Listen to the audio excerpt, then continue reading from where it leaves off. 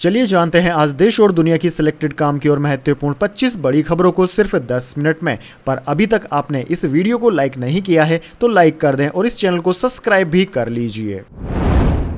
Jail में अरविंद केजरीवाल को दिया जा रहा स्लो पॉइजन, आम आदमी पार्टी ने कहा सीएम को जान का है खतरा।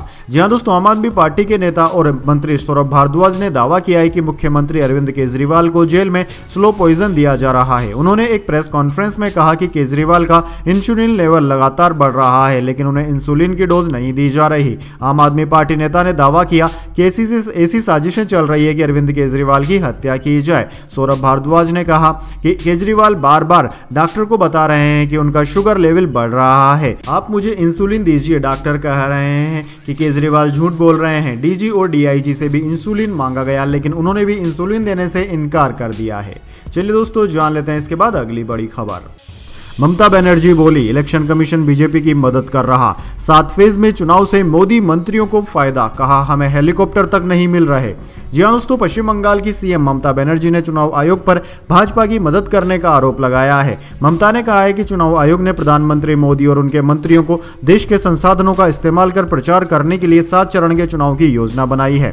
19 अप्रैल से 1 जून तक चुनाव निर्धारित किए गए हैं ताकि मोदी और उनके कैबिनेट सहयोगी विपक्ष को कंट्रोल में करने के लिए हर चरण से पहले देश भर में विशेष विमानों से यात्रा करें। ममता बनर्जी ने कहा कि पहले मई तक चुनाव हो जाया करते थे, लेकिन इस साल 1 जून तक बढ़ा दिया गया है ताकि मोदी आर्मी के प्लेन से दौरा कर सके। वहीं हमें हेलीकॉप्टर और अन्य वाहनों की व्यवस्था खुद करनी पड़ रही है। भाजपा नेता हेलीकॉप्टर बुक करके बैठ गए हैं, जिससे हमें बुकिंग नहीं मिल पा रही है। चलिए दोस्तों जान लेते हैं इसके बाद अगली बड़ी खबर। वित्त मंत्री बोली हम इलेक्ट्रोल बॉन्ड फिर से लाएंगे, कांग्रेस बोली और कितना लूटेंगे। सुप्रीम कोर्ट ने स्कीम को असंवैधानिक बताया था।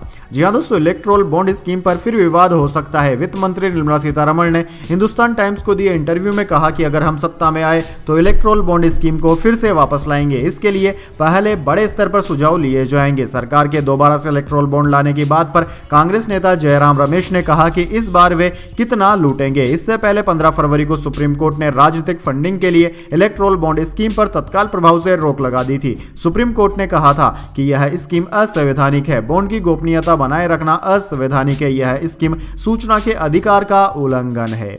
चलिए दोस्तों जान लेते हैं इसके बाद अगली बड़ी खबर। अमरोहा में राहुल गांधी बोले जातीय जनगणना देश का एक्सरे, जिस दिन हो जाएगी उस दिन देश बदल जाएगा। 7 साल बाद अखिलेश के साथ सभा की। जी हां दोस्तों, लोकसभा चुनाव 2024 में अखिलेश यादव और राहुल गांधी ने पहली बार अमरोहा में एक साथ जनसभा को संबोधित किया।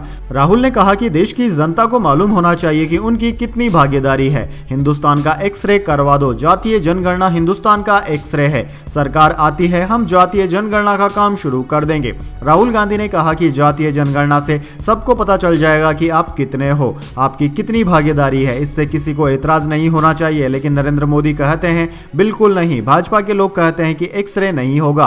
क्यों नहीं होगा? बिल्कुल होगा। चलिए दोस्तों जान लेते हैं इसके बाद अगली बड़ी खबर। सिसोदिया ने चुनाव प्रचार के लिए जमानत मांगी। सीबीआई बोली कोर्ट ने इन्हें मास्टरमाइंड माना। बैल मिली तो जांच और गवाहों को प्रभावित करेंगे। जी हां दोस्तों, राविस रेवेन्यू कोर्ट ने दिल्ली उत्पाद शुल्क नीति से जुड़े सीबीआई और ईडी केस में रेगुलर जमानत की मांग वाली याचिका मनीष सिसोदिया की जमानत वाली याचिका पर अपना फैसला सुरक्षित रख लिया।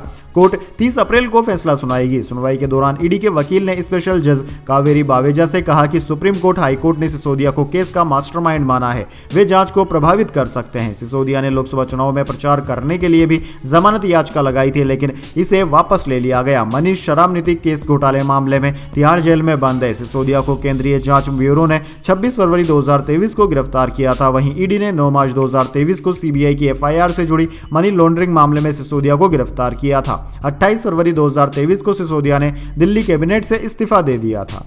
चलिए दोस्तों जान लेते हैं इसके बाद अगली बड़ी खबर। विनेश अंशु रितिका को पेरिस ओलंपिक के टिकट। फोगाट लगातार तीसरी बार कोटा दिलाने वाली पहली महिला रेसलर। 4 महीने पहले खेल रत्न लौटाया था। जी हां दोस्तों, WFI के खिलाफ रेसलर्स के धरने की अगुवाई करने वाली विनेश फोगाट ने शनिवार 20 अप्रैल को बिश्केक में चल रहे एशियन ओलंपिक क्वालिफायर में 50 किलो वेट कैटेगरी का पेरिस 2024 ओलंपिक कोटा हासिल कर लिया है। विनेश के अलावा अंशु मलिंग ने 57 किलो और रितिका ने 76 किग्रा कैटेगरी में ओलंपिक कोटा हासिल किया है। है। विनेश ने सेमीफाइनल में कजाकिस्तान की लारा गनिक्यानजी को 10-0 से हराकर ओलंपिक कोटा हासिल किया। उन्होंने लारा के खिलाफ तकनीकी श्रेष्ठता के आधार पर 4 मिनट 18 सेकंड में मुकाबला जीत लिया। विनेश ने लगातार तीसरे ओलंपिक के लिए कोटा हासिल किया है। वे 2020 के टोक्यो और 2016 के रियो ओलंपिक के लिए भी कोटा हासिल कर चुकी है। विनेश लगातार 3 ओलंपिक के लिए कोटा हासिल करने वाली पहली भारतीय महिला पहलवान है। चलिए दोस्तों, जान लेते हैं इसके बाद अगली बड़ी खबर। राहुल गांधी बोले, हिंदुस्तान को 2 तरह के शहीद नहीं चाहिए। भागलपुर में कहा, सरकार बनते ही अग्निवीर योजना को उठाकर फेंक देंगे, एनडीए को 150 सीटें मिलेंगी। जी हां दोस्तों, कांग्रेस के पूर्व अध्यक्ष राहुल गांधी ने भागलपुर में जनसभा की। उन्होंने यहां कहा कि भाजपा के लोग बात करते हैं इतनी सीटें आएंगी, उतनी सीटें आएंगी, लेकिन मैं कहता हूं एनडीए को 150 से ज्यादा सीट नहीं मिलेगी। उन्होंने आगे कहा कि हमारी सरकार बनते ही अग्निवीर योजना को उठाकर फेंक दिया जाएगा। देश को दो तरह के शहीद नहीं चाहिए। राहुल गांधी के 12 मिनट के भाषण में उनका जोर रोजगार पर था। उन्होंने बताया कि इंडिया गठबंधन की सरकार बनी तो किस तरह की योजना लाएंगे। उन्होंने कहा कि जो पैसा मोदी सरकार ने अमीरों में बांटा वो हमारी सरकार बनी तो गरीबों को देंगे। वैसे दोस्तों, अग्निवीर योजना के बारे में आपके क्या विचार हैं? क्या इस योजना को बंद कर देना चाहिए? कमेंट बॉक्स में अपनी राय जरूर दीजिए। चलिए दोस्तों, जान लेते हैं इसके बाद अगली खबर। सीजीआई बोले, नए क्रिमिनल लॉ समाज के लिए ऐतिहासिक, ये तभी सफल होंगे जब जिन पर इन्हें लागू करने का जिम्मा है वह इन्हें अपनाए। जी हां दोस्तों, चीफ जस्टिस डीवाई चंद्रचूड़ ने 3 नए आपराधिक कानूनों को ऐतिहासिक बताया। सीजीआई ने यह भी कहा कि भारत अपनी आपराधिक न्याय प्रणाली में अहम बदलाव के लिए तैयार है। यह बदलाव तभी सफल होंगे जब जिन पर इन्हें लागू करने का जिम्मा है वह इन्हें अपनाए। सीजीआई के मुताबिक इन नए कानूनों ने आपराधिक न्याय के कानूनी ढांचे को एक नए युग में बदल दिया है। ये ऐतिहासिक इसलिए है क्योंकि कोई भी कानून क्रिमिनल लॉ जैसा रोजमर्रा की जिंदगी को प्रभावित नहीं करता है। सीजीआई ने दिल्ली में एक conference India's progressive path in the administration of criminal justice system में यह बातें कही। कार्यक्रम में कानून मंत्री Arjun Ram Meghwal, attorney general R Venkataramani और सॉलिसिटर जनरल तुषार मेहता मौजूद। चलिए दोस्तों, जान लेते हैं इसके बाद अगली बड़ी खबर। शार्क टैंक जज की मौत की खबर हुई वायरल। विनीता सिंह बोली, 5 हफ्ते से जूझ रही हूं, मौत और गिरफ्तारी की खबरें फर्जी है। जी हाँ दोस्तों, शुगर कॉस्मेटिक्स की सीईओ और reality show shark tank India की जज विनीता सिंह ने अपनी मौत की खबर अफवाह बताई है। उन्होंने शनिवार 20 अप्रैल को अपने सोशल मीडिया प्लेटफॉर्म एक्स पर एक पोस्ट शेयर कर इसकी जानकारी दी। इतना ही नहीं, कुछ खबरों में विनीता सिंह की गिरफ्तारी की झूठी खबरें भी वायरल हो रही है। उन्होंने अफवाह को रोकने के लिए Mumbai crime branch, Meta, Facebook की पेरेंट कंपनी और मुंबई साइबर पुलिस को शिकायत की, लेकिन कोई एक्शन नहीं लिए जाने के बाद एक्स पर एक पोस्ट शेयर की। पोस्ट में शुगर कॉस्मेटिक्स सीईओ ने अपनी पोस्ट में एक भ्रामक रिपोर्ट का स्क्रीनशॉट शेयर किया जिसका टाइटल था, भारत के लिए एक कठिन दिन, हम विनीता सिंह को अलविदा कहते हैं। चलिए दोस्तों, जान लेते हैं इसके बाद अगली बड़ी खबर। एमपी, छत्तीसगढ़ और महाराष्ट्र समेत 12 राज्यों में हीट वेव, तापमान 43 डिग्री। अगले 3-4 दिन हालात ऐसे ही रहेंगे। 17 राज्यों में आज बारिश का है अनुमान। जी दोस्तों, मौसम विभाग के मुताबिक शनिवार को 12 राज्यों में हीट वेव चलेगी। इसमें बिहार, महाराष्ट्र, आंध्र प्रदेश, तेलंगाना, छत्तीसगढ़, ओडिशा, मध्य प्रदेश, पश्चिम बंगाल, उत्तर प्रदेश, झारखंड, गुजरात और तमिलनाडु शामिल है। यहाँ हीट वेव की स्थिति 3 से 4 दिनों तक जारी रहेगी। इन राज्यों के 17 शहरों में शुक्रवार को दिन का तापमान 43 डिग्री के करीब दर्ज किया गया। वहीं दोस्तों, मौसम विज्ञान विभाग ने 17 राज्यों में बारिश का अनुमान भी लगाया है। इनमें जम्मू कश्मीर, हिमाचल प्रदेश, उत्तराखंड, पंजाब, असम, मेघालय, नागालैंड, मणिपुर, मिजोरम, त्रिपुरा, सिक्किम, पश्चिम बंगाल, अरुणाचल प्रदेश, महाराष्ट्र, छत्तीसगढ़, केरल, तमिलनाडु, पुडुचेरी और कर्नाटक शामिल हैं। चलिए दोस्तों, जान लेते हैं इसके बाद अगली बड़ी खबर। मुंबई की युवती ने रवि किशन को अपना पिता बताया, किया मुकदमा, डीएनए जांच की मांग। जी हां दोस्तों, मुंबई की 25 वर्षीय एक युवती ने शनिवार को यहां की एक अदालत में भारतीय जनता पार्टी के नेता रवि किशन के खिलाफ दीवानी मुकदमा दायर कर दावा किया है कि गोरखपुर के सांसद उनके जैविक पिता हैं। महिला ने डीएनए परीक्षण की मांग की है। शिनोवा नामक युवती ने उसे अभिनेता से नेता बने रवि किशन की जैविक पुत्री घोषित करने का अदालत से अनुरोध किया है। याचिकाकर्ता का दावा है कि वह अपर्णा सोनी के साथ भाजपा नेता के रिश्ते से पैदा हुई है। युवती ने वह निषेधाज्ञा जारी करने का अदालत से अनुरोध किया है जिसके तहत रवि किशन किसी भी प्रकार उसे अपनी जैविक पुत्री मानने से इनकार न करें। चलिए दोस्तों, जान लेते हैं इसके बाद अगली बड़ी खबर।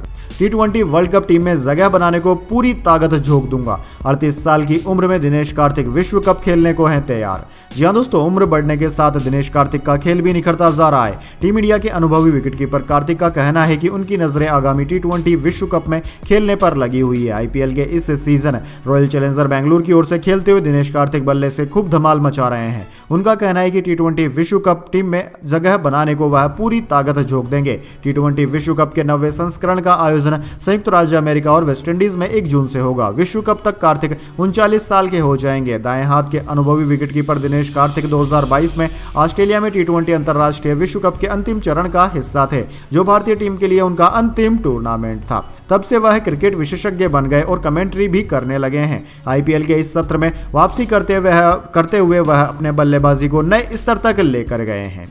चलिए दोस्तों, जान लेते हैं इसके बाद अगली बड़ी खबर। OpenAI ने भारत में पहला एम्प्लॉय नियुक्त किया। प्रज्ञा मिश्रा को कंपनी का गवर्नमेंट रिलेशन हेड बनाया गया। पहले ट्रूकॉलर और मेटा में थी। जी हाँ दोस्तों, ChatGPT बनाने वाली कंपनी OpenAI ने भारत में अपने पहले एम्प्लॉय को नियुक्त कर दिया है। कंपनी ने 39 साल की प्रज्ञा मिश्रा को अपना गवर्नमेंट रिलेशन हेड बनाया है। प्रज्ञा मिश्रा पहले ट्रूकॉलर और मेटा में काम कर चुकी है। वे महीने के आखिर में OpenAI में काम शुरू करेगी। इस अपॉइंटमेंट को अभी तक पब्लिक नहीं किया गया है। ब्लूमबर्ग ने मामले से परिचित लोगों के हवाले से अपनी रिपोर्ट में इसकी जानकारी दी है।